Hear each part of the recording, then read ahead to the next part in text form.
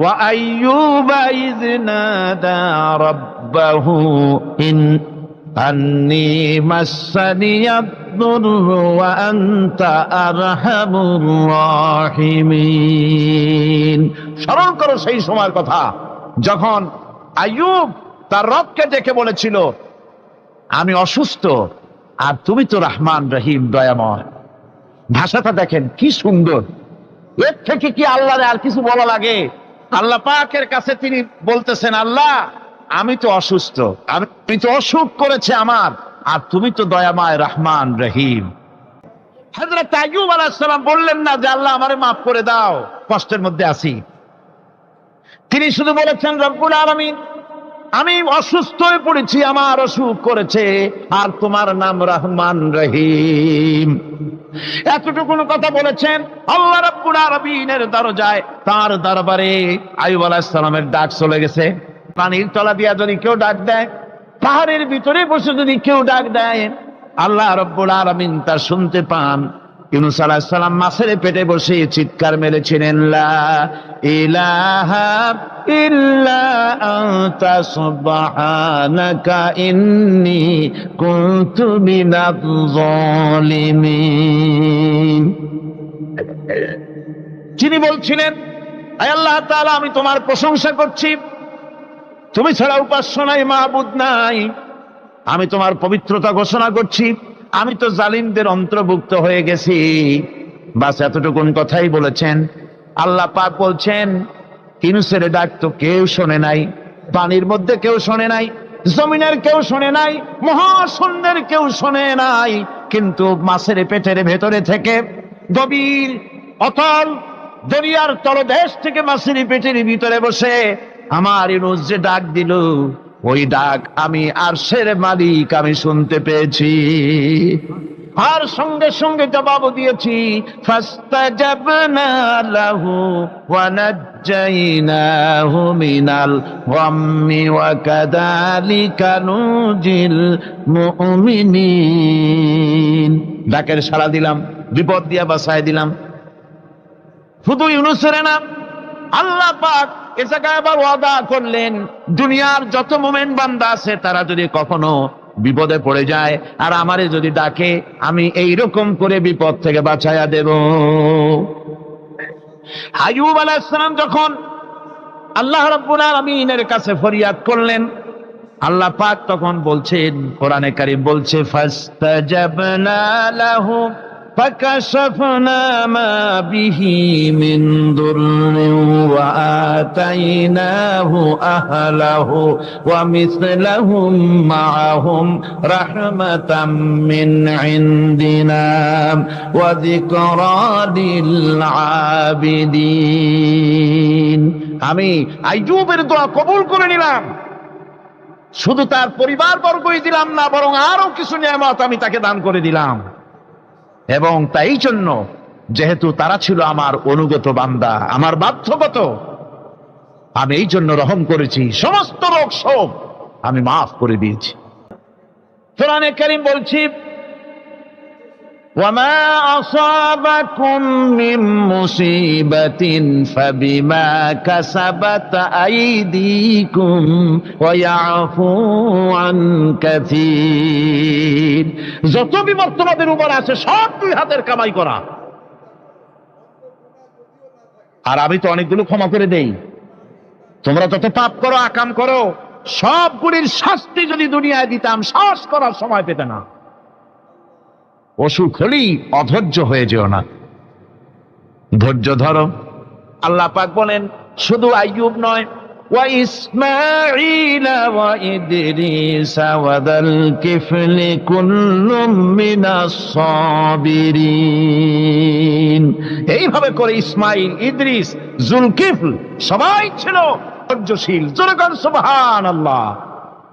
ধৈর্যের চরম পরাকাষ্ঠা ছিলেন তিনি। কোরআনে কারীম নবীদের এই কথাগুলি আমাদের শোনাচ্ছেন।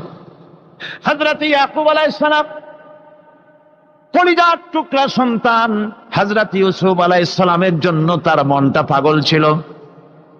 এত সুন্দর করে আল্লাহ তারে বানাইছিলেন, এত তিনি ছিলেন সৌন্দর্যের পিরামিড, যারা দেখলে চোখ ফিরানো যায় না। এমন সুন্দর সুপুরুষ যারে দেখি সেই যুগের সুন্দরী যুবতী মেয়েরা রূপের মোহে পড়ে নিজেদের আঙ্গুলগুলি কেটে ফেলে দিয়েছিল। রূপের মোহে এমন অবশ হয়ে গেছে, আঙ্গুল কেটেছে, হাত কেটেছে, টের পায় নাই। আবার ভুল বুঝবেন না, দুনিয়ার সেরা সুন্দর পুরুষ ইউসুফ আলাইহিস সালাম, তা কিন্তু রাসূলের চাইতে বেশি নয়।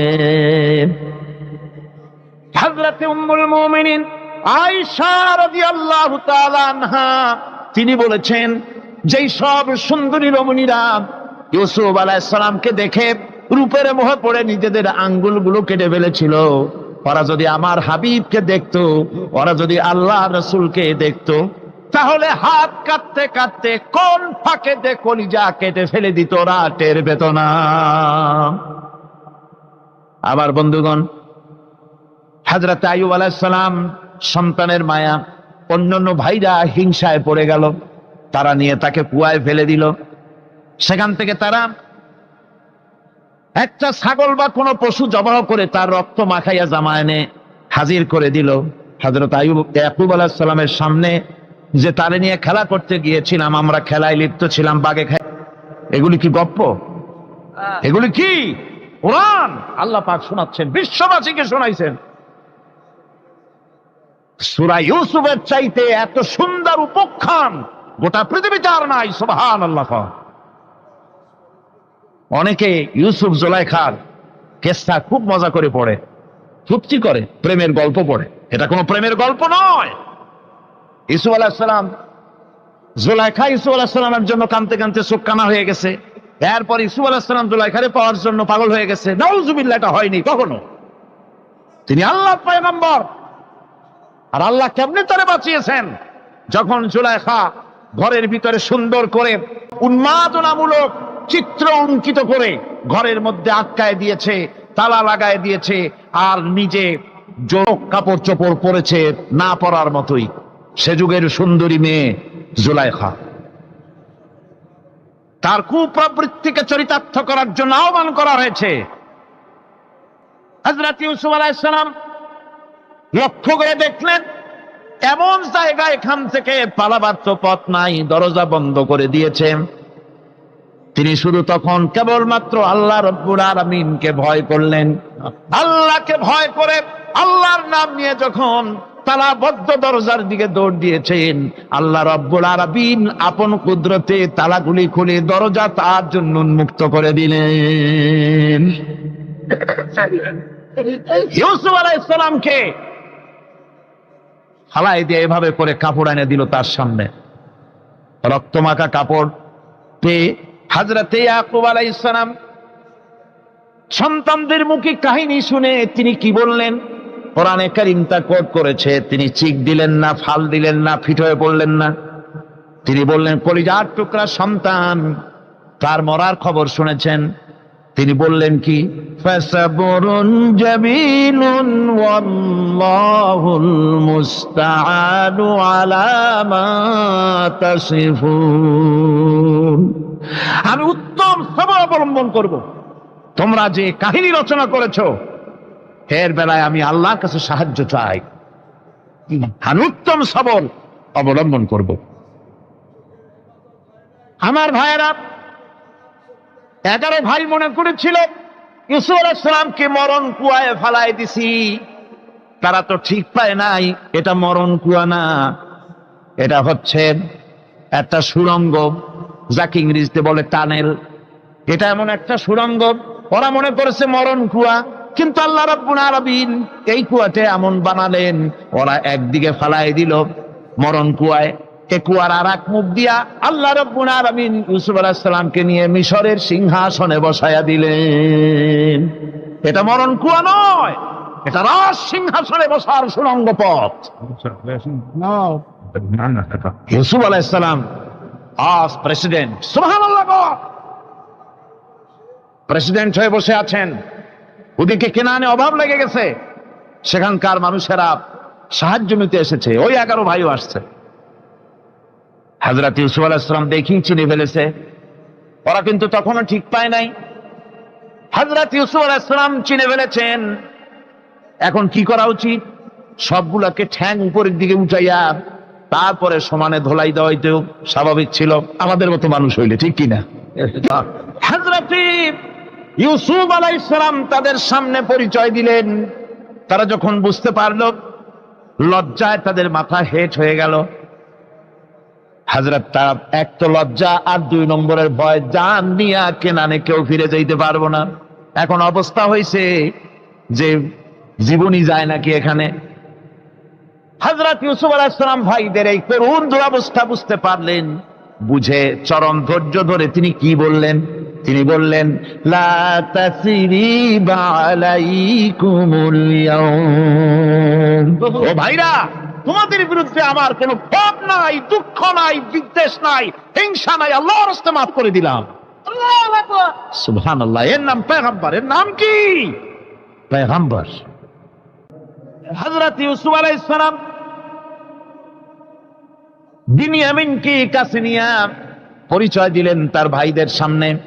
কোরআনে কারীম বলছে, ক্বালা আনা ইউসুফ ওয়া হাদা আখি قد من الله علينا إنه من يتقي ويصبر فإن الله لا يضيع أجر المحسنين।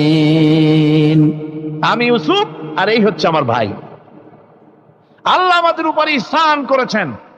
প্রকৃতপক্ষে যারা আল্লাহকে ভয় করে এবং সবর এখতিয়ার করে, আল্লাহ এভাবে তাদেরকে, তাদের আমলকে নিষ্ফল হতে দেন না।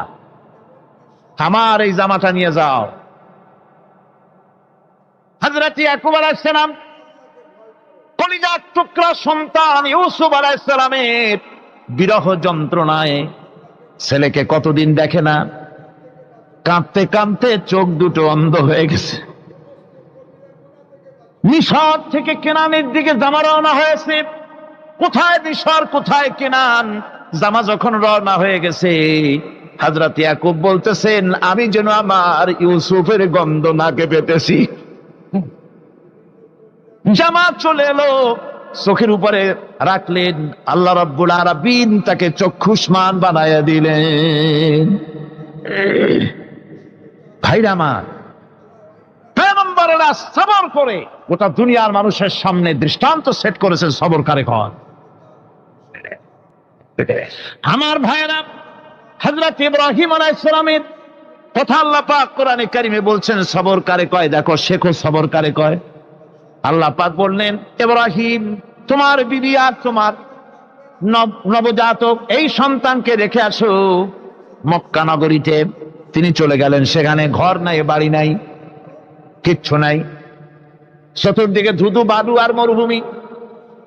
হযরতে হাজরা বলছেন, ইব্রাহিম, সামান্য পানি আর খাবার দিয়া আমার সন্তান শুদ্ধ এখানে রেখে যেতেছো, আমি কি অপরাধ করেছি? কোনো জবাব নাই। 2 বার 3 বার বলার পরে হাজরা বলছেন, ইব্রাহিম গো, তবে কি আমার আল্লাহর হুকুম মতো আমারে রেখে যাচ্ছ নাকি? হযরত ইব্রাহিম আকাশের দিকে আঙ্গুল উঁচু করলেন। কথা বলবেন, বাক শক্তি বেরোচ্ছে না। 80 বছর বয়সের সময় একটা বাচ্চা আল্লাহ তারে দিচ্ছেন। আর এমন বাচ্চা, পয়গম্বরের ছেলে, কি সুন্দর চেহারা, মরুভূমির উপরে ফালাই দিয়ে রওনা হয়ে যাচ্ছেন। মুখ দিয়া কথা সরছে না, আকাশের দিকে দেখালেন। হযরত হাজরা বুঝতে পারলেন। হযরত হাজরা বলেন, ইব্রাহিম, কোনো চিন্তা নাই, নিশ্চিন্ত মনে বাড়ি ফিরে যাও। আমি আমার আল্লাহর উপরে এতটা ভরসা করি, আল্লাহর হুকুমে যদি আমার এখানে রেখে যেয়ে থাকো, আল্লাহ পাক আমাকে আর আমার কলিজার টুকরা ইসমাইলকে পানিতে আর খাবারে মারবেন না, অবশ্যই তিনি ব্যবস্থা করবেন। ব্যবস্থা হয়ে গেল। হযরত ইসমাইল বড় হয়ে গেলেন। আল্লাহ পাক অর্ডার করলেন ছেলেকে। হযরত ইব্রাহিম আলাইহিস সালাম যখন জবাহের প্রস্তাব করলেন, হযরত ইসমাইল তা আপত্তি করতেন, বাবাজি, আমার মায়ের আর আমাকে বাচ্চা অবস্থায় ফেলে গেলেন, খাবার দেন নাই, পরার দেন নাই, বছরের পর বছর আমাদের এখানে কাটলো, দেখতেও আসেন নাই, আজ আসছেন জবে। এটা কেমন কথা? কি ধরনের বাপ আপনি? এরকম বলছে নাকি? এরকম বলছে। হযরত ইব্রাহিম আলাইহিস সালাম প্রস্তাবটা কিভাবে পারলেন? আল্লাহ পাক কোরআনে কারিমের দৃষ্টান্ত রেখে দিয়েছেন। আল্লাহ পাক বলছেন, হযরত ইব্রাহিম ছেলেকে বললেন, ইয়া বুনাইয়া, ইয়া বুনাইয়া, হে আমার কলিজার টুকরা, লাডলা, হে আমার কলিজার টুকরা সন্তান, ইন্নী আরা ফিল মানাম আন্নী আযবাহুক, আমি স্বপ্নে দেখছি আমি যেন তোমাকে ফানজুর মাদা তারা, তোমার রায় কি বলো? আমি তো স্বপ্নে দেখছি যে আমি তোমাকে, এখন তোমার রায় কি, তোমার মত কি? হযরত ইসমাঈল আলাইহিস সালাম শুনিয়া দিলেন দৌড়, নাকি না? হযরত ইসমাঈল আলাইহিস সালাম ধৈর্যের প্রতীক, তিনি কি কথা বললেন? তার মুখের কথা কোরআন শরীফে আল্লাহ পাক উঠায় দিলেন। হযরত ইসমাঈল বললেন, ইয়া আবাতি ফাআল মা তু'মারু সাতাজিদুনি ইনশাআল্লাহু মিনাস সাবিরিন, হে আমার পিতা, আপনি যে ব্যাপারে আদিষ্ট হয়েছেন আপনি তা পালন করুন, অবশ্যই আমাকে ধৈর্যধারীদের মধ্যে পাওয়া যাবেন। সুবহানাল্লাহ। আমার বন্ধুগণ, এই পৃথিবীর সবচাইতে ধৈর্যের বড় প্রতীক হতেছেন ইমামুল মুরসালিন, আশরাফুল আম্বিয়া, সাইয়্যিদুল মুরসালিন, জনাবে মুহাম্মাদুর রাসূলুল্লাহ সাল্লাল্লাহু আলাইহি ওয়াসাল্লাম। আমার বন্ধুগণ, সবচাইতে বড় ধৈর্যের প্রতীক তিনি। কাউকে একটা গালি দেন নাই জীবনে, কাউকে ঠাট্টা করেন নাই, কাউকে মারেন নাই, কারো মনে দুঃখ দেন নাই। তিনি দুঃখ পেয়েছেন, তিনি কাউকে দুঃখ দেন নাই। তিনি কষ্ট পেয়েছেন, কাউকে কষ্ট দেন নাই। আমার ভাইয়েরা, তায়েফের ময়দান, আমার নিজের চোখে তায়েফে যেদিন আমি তায়েফ দেখলাম, আমি তায়েফে ঢুকেছি, জীবনে কোনোদিন যাই নাই। রমজান মোবারকে আমি সেখানে গেলাম, আমাকে বসার জন্য তারা নিয়ে যাবে। আমি বললাম আগে বসবো না, আমারে আগে নিয়ে যাও, আমার নবীকে কোন জায়গায় ওরা মেরেছিল সে জায়গাটা দেখাও। তাইফের সেই গলিতে যখন আমি গিয়েছি, দুই দিকে পাহাড় দাঁড়ানো, তাইফের লোক আমার সাথে ছিল, তারা বলল এই জায়গাটা প্রথম যেখানে চতুর্দিক থেকে নবীজিকে পাথর মারছিল আর আল্লাহর নবী বেহুশ হয়ে পড়ে গিয়েছিলেন। 3টা দিন না খাওয়া, হযরতে খাদিজা নাই, আবু তালিব নাই, মক্কায় জায়গা নাই পা রাখার। নবীজি 3টা দিন ঘুরলেন। নেতারা বলল, তুমি যদি নবী ভাবে তো এতিম হলে কেন? আল্লাহ নবী বানাবার জন্য কি একটা ধনী মানুষ পায় নাই? তোমার মতো এতিম আর গরিবের নবী বানাইলো কেন? আল্লাহ নবী 3 দিন পর যখন দেখলেন কেউ দাওয়াত শোনে না, কেউ মানে না, কেউ গ্রহণ করে না, তখন তিনি নেতাদের অনুরোধ করলেন, ঠিক আছে দাওয়াত তো কবুল করলে না, তবে একটা কাজ করো, অন্তত আমি যে তায়েফে আসছিলাম এই খবরটা মক্কায় দিও না, ওরা আরো অত্যাচার বাড়ায় দেবে। এই কাফিরগুলি খবর তো মক্কায় পাঠালো, আর সমস্ত যুবকদেরকে লেলিয়ে দিল। যুবকেরা চতুর্দিকে দাঁড়াইছে, রাসূলকে পাথর মারা শুরু করে দিল। আমি যখন রেল লাইনের থেকে হাঁটি, যখন রেল লাইন কোনো সময় দেখি, রেলের পাথরগুলি, রেল লাইনের পাথরগুলি দেখলেই আমার মাথায় যেন কেন তাইফের কথা মনে এসে যায়। আরে মানুষের গায়ে পাথর মারলে কি অবস্থার সৃষ্টি হয়? পাথর নূরের শরীর, রহমতের শরীর, কিটি কিটি রক্ত ঝরছে। নবীজিকে জোর করে উঠাইয়া জবরদস্তি করে হাঁটার জন্য তারা ধাক্কা মারতেছে। আবার কিছু দূরে গিয়ে নবীজি আবার বেহুশ হয়ে পড়েছেন। এইখান থেকে আবার উঠাইছে, আবার ধাক্কা মারতেছে। 3 নম্বরের আর একটা জায়গা আছে যেখানে ভাঙ্গা একটা মসজিদ। তাইফের লোকেরা আমাকে বলল, এই জায়গাটা হলো শেষ জায়গা যেখানে রাসূল করিম 3য়-বারের মতো বেহুশ হয়েছিলেন, এখানেই হুজুরের রক্ত ঝরেছে বেশি।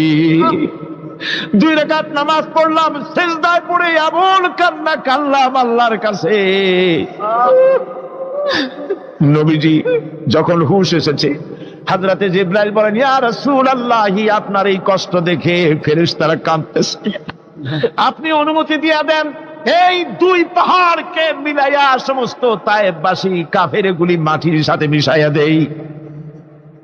নবীজি বললেন, জিবরাইল আমি যদি হুকুম করি আর আমার হুকুম মতো যদি এই কাম করো, একটা কাফেরও যদি না বাঁচে তাহলে কার মুখে পৌঁছাবো? লা ইলাহা ইল্লাল্লাহু মুহাম্মাদুর রাসূলুল্লাহ। আমার ভাইরা, হুজুর সাল্লাল্লাহু আলাইহি ওয়াসাল্লাম উঠে বসলেন। এমন সময় হযরতে যায়েদ শরীরের রক্তগুলি মুছে দিতেছেন। হুজুর সাল্লাল্লাহু আলাইহি ওয়াসাল্লাম বসে দুইখানা হাত উত্তোলন করলেন। নবীজির চোখ থেকে পানি গড়ায় পড়তেছে। আরে কেউ নাই, আল্লাহ ছাড়া কেউ নাই সাহায্য করার। নবীজি হাত তুলে মোনাজাত করতেছেন, চোখ দিয়া পানি পড়ে দাড়ি ভিজে পড়তেছে, গায়ে দিয়া রক্ত ঝরতেছে। নবীজি কি দোয়াটা করলেন? বদদোয়া করলেন না, গজব দিতে বললেন না। নবীজি দোয়া করলেন, রব্বুল আলামিন, এই তায়েফের লোকেরা আজকে আমার সাথে যে ব্যবহারটা করেছে, ওরা বোঝে নাই যে আমি তোমার নবী, ওরা বোঝে নাই যে আমি তোমার রাসূল। না বুঝে আমার উপরে যে অত্যাচারটা করলো, আল্লাহ তুমি এই জন্য রাগ করে এই তায়েফে তুমি গজব দিও না। আল্লাহ পাক পরবর্তী সময় হুজুরকে স্মরণ করাই দিলেন, ওয়া মা আরসালনাকা ইল্লা রাহমাতাল লিল আলামিন। ও নবী, আপনি হচ্ছেন আমার সমস্ত সৃষ্টি জগতের জন্য, আপনি আমার বাবা, আমার গোটা বিশ্বের জন্য আপনার, আমার সৃষ্টি জগতের জন্য আপনি আমার করুণা। একটা লোক রাসূলের এই কষ্ট দেখে বাগান থেকে এক গ্লাস আঙ্গুরের শরবত এনে হাজির করেছে। এত কষ্টের পর 3 দিনের না খাওয়া আঙ্গুরের একটা শরবত পাইয়া হুজুর খুব খুশি হলেন। শরবত গ্লাস পান করে হুজুর বলছেন, তোমার নাম না আত্তাস? তিনি বলছেন, হ্যাঁ হুজুর, আমার নাম আত্তাস। তোমার বাড়ি না ইউনূস আলাইহিস সালামের গ্রামে? বলে, হ্যাঁ, আমার বাড়ি সেই গ্রামে। তা আপনি কি করে জানলেন আমার নাম আত্তাস আর আমার বাড়ি ইউনূস আলাইহিস সালামের গ্রামে? আপনি জানলেন কি করে? হুজুর বললেন, আমি নবী, হযরত ইউনূস নবী, একজন নবীর খবর আর একজন নবীর কাছে থাকে।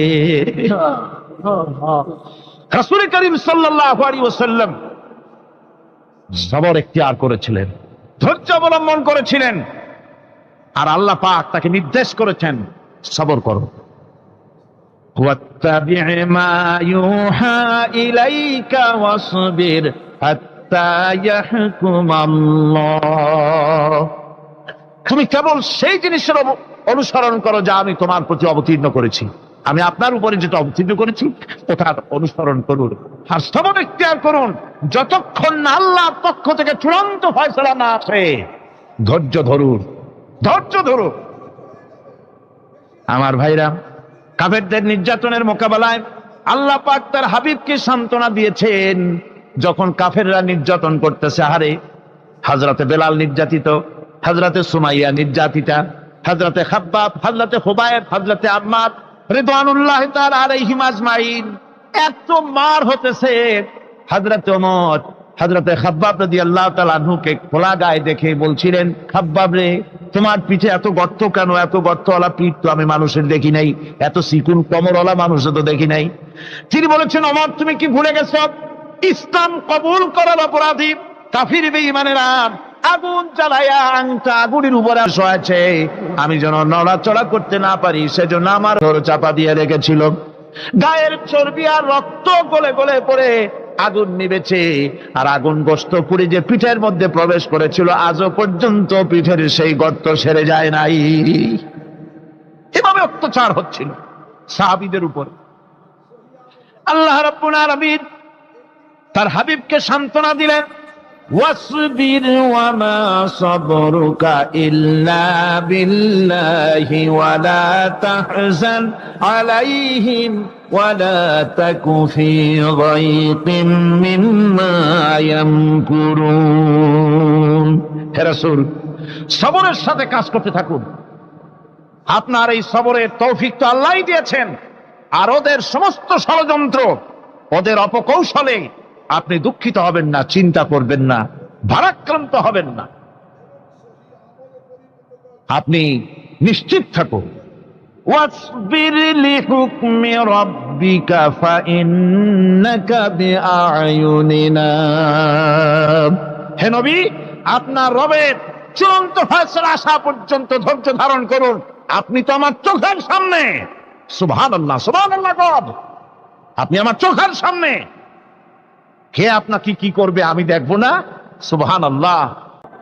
ওরা চায় আপনাকে দুনিয়া থেকে মিটাই দিতে, আর আমি চাই ওয়ারাফানা লাকা যিকরাক, আপনার প্রশংসা তো হবে গোটা বিশ্ব জুড়ে, সর্বত্র ছড়িয়ে যাবে আপনার নাম। সুবহানাল্লাহ বিহামদিহি। আল্লাহ পাক অন্যত্র বলেছেন, ওয়ালাকাদ কুযযিবাত রুসুলুম মিন ক্বাবলিকা ফাসাবারু আলা মা কুযযিবু ওয়া উযু হাত্তা আতাহুম নাসরুনা। হে মুহাম্মদ সাল্লাল্লাহু আলাইহি ওয়াসাল্লাম, আপনার পূর্বে অসংখ্য নবী রাসূল এই পৃথিবীতে আসছে এবং জুলুম আর নির্যাতনের শিকার তারা হয়েছেন। অবশেষে তাদের প্রতি আল্লাহর সাহায্য এসেছে। সুতরাং আপনাকেও ধৈর্য ধারণ করতে হবে। ধৈর্য ছাড়া কোনো পথ নাই। ধৈর্য আপনাকে ধারণ করতেই হবে। আর এই ধৈর্য ধারণ করলে পরে আল্লাহর চূড়ান্ত ফয়সালা আসবে, তখন আল্লাহ পাক মেহেরবানি করবেন। আমার ভাইরা, এই ধৈর্য পৃথিবীর সমস্ত পয়গম্বররা ধৈর্য অবলম্বন করেছেন, কখনো অধৈর্য হন নাই। দিন কায়েমের সংগ্রামে নবী রাসূলগণ দারুণ ভাবে সবর ইখতিয়ার করেছেন। বৃদ্ধবাদীদের সকল রকমের নির্যাতন, অপকৌশল, ষড়যন্ত্র, এই সব কিছু মোকাবেলা করেছেন ধৈর্যের নীতি অবলম্বন করি। কখনো ধৈর্যচ্যুতি তাদের মধ্যে ঘটেনি, বরং আল্লাহ রাব্বুল আলামিন তাদের প্রতি সন্তুষ্ট হয়েছেন। যারা এই ধৈর্য ধরেছে তাদের উপরে সন্তুষ্ট হয়ে আল্লাহ রাব্বুল আলামিন বলেছেন, ওয়া কাআইয়্যিম মিন নাবিয়্যিন কাতালা মাআহু রিব্বিয়ুনা কাসীর।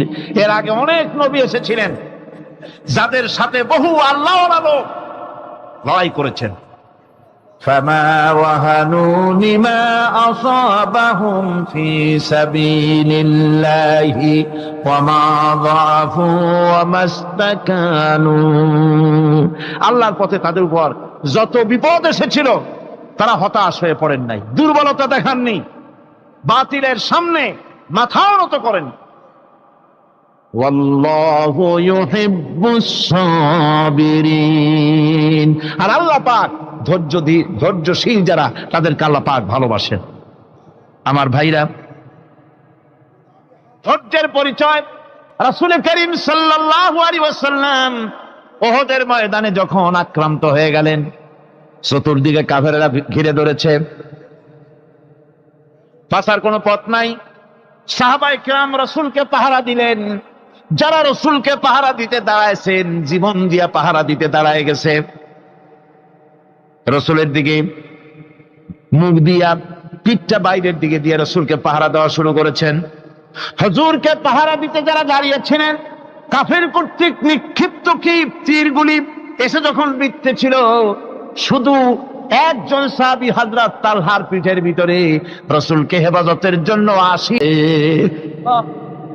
এক অসতর্ক মুহূর্তে নবীজির দান্দান মোবারক শহীদ হয়ে গেল, শিরস্ত্রাণ ভেঙে গেল, লোহার কড়া প্রবিষ্ট হয়ে গেল কপালের ভিতরে। হুজুর মাথা ঘুরে পড়ে গেলেন। হযরত আবু উবাইদা রাদিয়াল্লাহু তাআলা আনহু হুজুরের মস্তক মোবারককে কোলে করে নিয়ে তারপরে বহু কষ্ট করে মাথা থেকে লোহার কড়া বের করলেন। এবার ওই কড়ার ছিদ্র দিয়ে রক্ত আসতেছে, মুখ দিয়ে রক্ত পড়তেছে, দাড়ি ভিজে যাচ্ছে। বুখারী শরীফে এসেছে, আল্লাহর নবী দুইখানা হাত নিজের চেহারার উপরে মলে আনে টাটকা রক্ত চোখের সামনে দেখে বলছেন, আহারে, এই কওমের ফালাত কি করে হবে, এই কওমের মুক্তি কি করে হবে, এই কওমের নাজাত কি করে হবে, যে কওম তার নবীর চেহারা রক্ত দিয়ে আল্লাহ বানাইয়া দিল। নবীজি বললেন, আল্লাহুম্মা গফিরলি কওমি ফাইন্নাহুম লা ইয়ালামুন। আয় আল্লাহ পাক, আমার এই কওম বুঝতে পারে না, ওদেরকে মাফ করে দাও। খবর ছড়িয়ে গেল নবীজি শহীদ হয়ে গিয়েছেন। খবর ছড়িয়ে গেল চতুর্দিকে, মদিনায় খবর ছড়িয়ে গেল মানুষ পাগলের মতো দৌড়ানো শুরু করে দিল। এক মেয়ে লোক দৌড়াচ্ছে ওহদের দিকে, কয়েকজন সাহাবীর সঙ্গে দেখা। তারা জিজ্ঞেস করলেন, দৌড়াও কেন মহিলা, যাও কই? কয় ওহদের দিকে যেতেছি। কয় যায় এত কোনো লাভ নাই, যেহেতু তোমার যে স্বামী এসেছিলেন জিহাদের ময়দানে তিনি তো শহীদ হয়ে গেছেন। মহিলা বলতেছে, কে শহীদ হয়েছে শুনতে চাই না, আগে বলো নবীজি কেমন আছেন। আবার কিছুক্ষণ পর আর কয়েকজনের সঙ্গে দেখা। তারা বলছে, মেয়ে লোক দৌড়াও কই? যাচ্ছি ওহদের দিকে। তারা বলছেন যে কোনো লাভ নাই, তোমার যে দুইটা কলিজার টুকরা সন্তান ওহদে এসেছিল দুটোই শহীদ হয়ে গেছে। মা বলতেছে, ও সাহাবী, কে শহীদ হয়েছে শুনতে চাই না, তাড়াতাড়ি করে বলো আল্লাহর নবী মুহাম্মদ রাসূলুল্লাহ সাল্লাল্লাহু আলাইহি ওয়াসাল্লাম কেমন আছেন। দৌড়াতে দৌড়াতে ওহদের মাঠে সাহাবায়ে কেরাম পরিবেষ্টিত। আল্লাহর নবীর কাছে গিয়ে হুজুরের জীবিত চেহারা মোবারকের দিকে তাকায়া মেয়ে লোকটি কাঁদতেছে আর বলতেছে, ইয়া রাসূলুল্লাহ, আমার স্বামী মরা শোক, আমার কলিজার টুকরা দুইটা সন্তান মরা শোক আমার কলিজা থেকে মুছে গেছে, আপনি বেঁচে আছেন, তামাম মুসলমানদের এর চাইতে বড় সান্ত্বনা আর নাই। ভাইরা আমার, রাসূল করিম সাল্লাল্লাহু আলাইহি ওয়াসাল্লাম এভাবে করে ধৈর্যের পরিচয় দিয়েছেন। গালাগালি দেন নাই, রাগ করেন নাই, বদদোয়া করেন নাই। সুবহানাল্লাহ কোন, সুবহানাল্লাহ।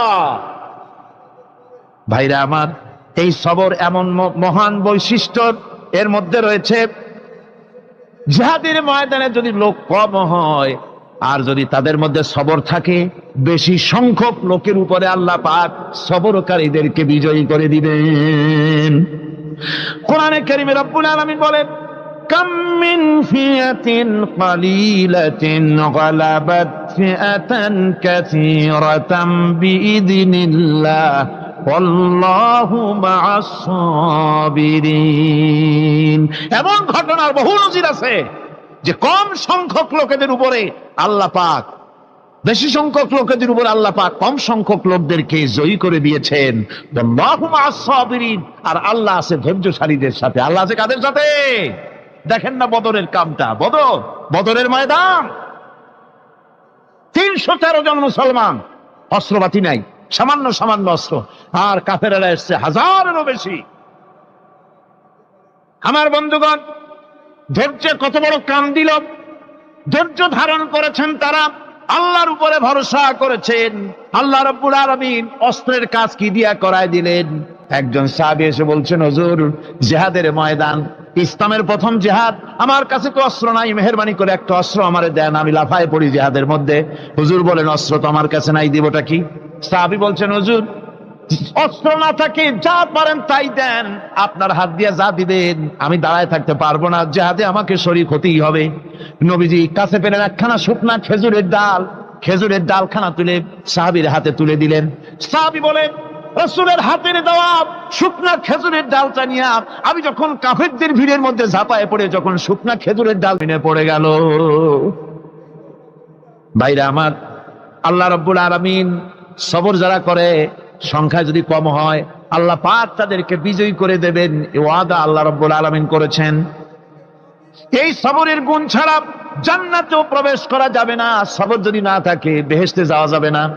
ভালো করে মনে রাখেন, আল্লাহ পাক বলছেন, আম্মা হাসিবতুম আন তাদখুলুল জান্নাতা ওয়া লাম্মা ইয়া'লামিল্লাহুল্লাযীনা জাহাদু মিনকুম ওয়া ইয়া'লামাস সাবিরিন। তোমরা কি মনে করেছো এমনি বেহেশতে চলে যাবা? এটা কি মামু বাড়ির আবদার নাকি? এমনি বেহেশতে চলে যাবা?